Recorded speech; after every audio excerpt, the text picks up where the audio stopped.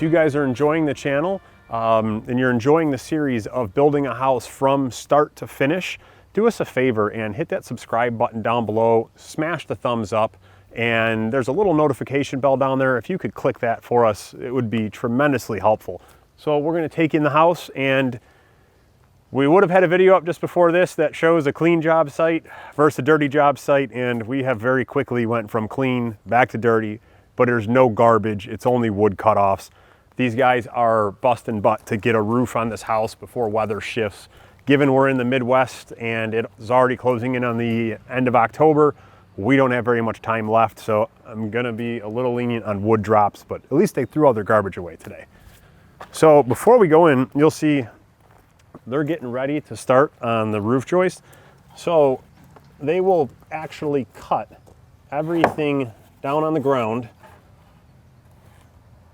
so they're not trying to do it up there. So they make a template piece that's for each, and there's going to be a template for each portion of roof. There's several different roofs on this house, so they'll make a template for each one. Like this is upper stairway, and then they'll call, you know, like garage front. That way all they have to do is hike them up, put them in place, and run. They're all cut and they're all made down here, so you're not trying to do it up there. If you're using a pre-engineered and pre-built truss, you don't have to worry about that. But at this point, we've stick built everything we've done. We haven't had a project yet where truss roof makes sense. So maybe one of these days soon, we'll have that. So we're gonna take a hike up in the house.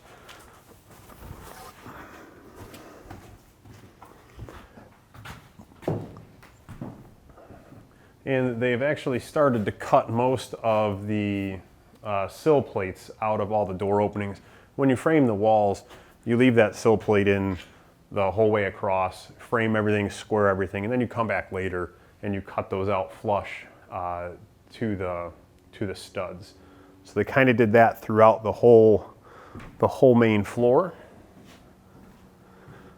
And not a whole lot's changed down here because everything's kind of been framed out. But I know we mentioned that our window in the shower was actually in the wrong place, thanks to my failure to communicate. They moved that today, so now that's centered in the shower where it should be. They've still got to reframe that section of wall where they had to move it, and you can see the wall that was there is chopped out and laying inside now.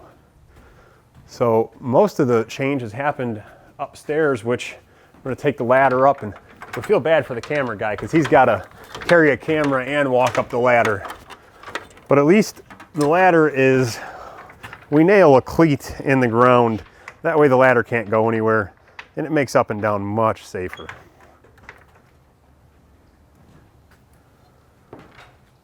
So the last time you guys were up here, we had the outside walls were pretty much in, but we had a lot of walls that were still laying down on the ground or laying off to the side. Now everything is finished, framed out up here.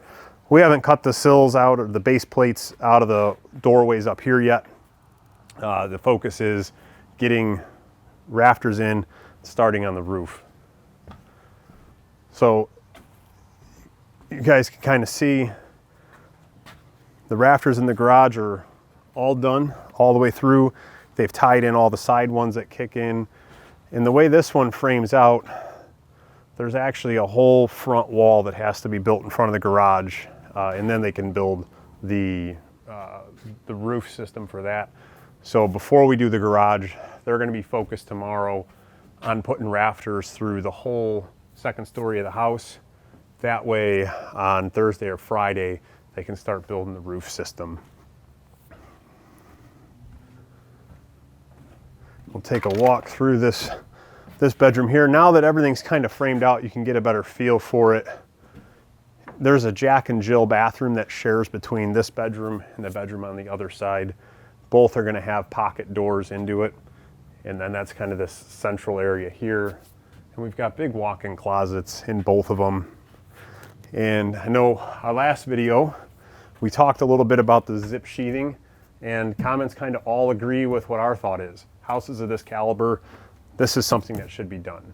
You know, we're trying to build a home that is more energy efficient and that is built for a lifetime. And this helps with that. And everybody's comment was, yes, it's worth the money and we would pay for it. We agree. That's why this is going to be standard on all of our spec houses. It has caused us one unforeseen problem. Our supplier let us know yesterday they're 13 sheets short of being able to finish the project, and they can no longer get it from their preferred vendor. So we had to scramble and get a secondary vendor to supply the last 13 sheets we need to finish the job. In a pinch, what we could have done is taken 1/2-inch insulating board, nailed the 1/2-inch board to the house, and then came back with standard zip 7/16 sheeting and nailed that on. It's a lot of extra work, and we'll just wait. I think it's going to take 3 days for us to get it. It won't stop us, but if you come out this way, I'll show you one thing it did cause a little bit of extra work for our guys. In order to build the roof system, you've got to have that upper band of sheathing on the house. So they actually had to cut down the sheathing to put a band all the way around. So when they go to set the rafters, they sit the right way. So they had to do that today. They finished all the rafters out here. This is above, we're standing above our covered porch that you walk out from the great room. And actually we should take a walk downstairs and take a look at the back of the house. So it looks a little bit different, and we really haven't taken you guys back there in a while. So we'll catch you downstairs in a little bit. All right, so we've made our way down the ladder and tried not to have anybody fall on the way down here, except for we almost had a spill coming around the side of the house. It's a little steep and off to the side and kind of loose gravel. So here is the back of the house, and I know you'll see we've still got to finish nailing and taping the lower section of the zip where the first floor overlays the walkout. Again, though, our priority is getting a roof on this place, and we can come around and detail that stuff later. But you can see we've finished framing out what's going to be the 2-story patio. And we didn't originally plan it. These bump outs were just going to be wrapped in the same LP Smart side that the rest of the house is going to be in.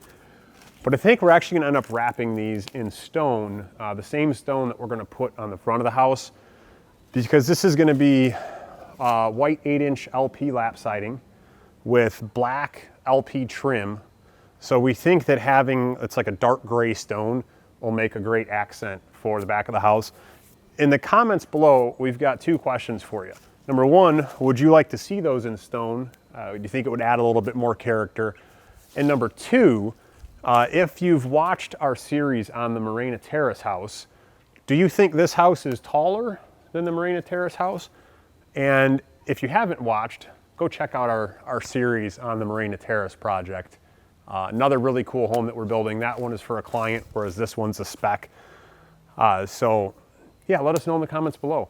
And as always, we appreciate you guys for taking the time to watch the channel. If you guys have any questions or there's any content that you want to see us produce, please feel free to ask. And if you're an owner builder who's just starting on a project or getting ready to plan one, and you're running into brick walls and you've got questions on how to move forward, put those in the comments below as well, and we'll help you any way we can. And we will see you on the next episode.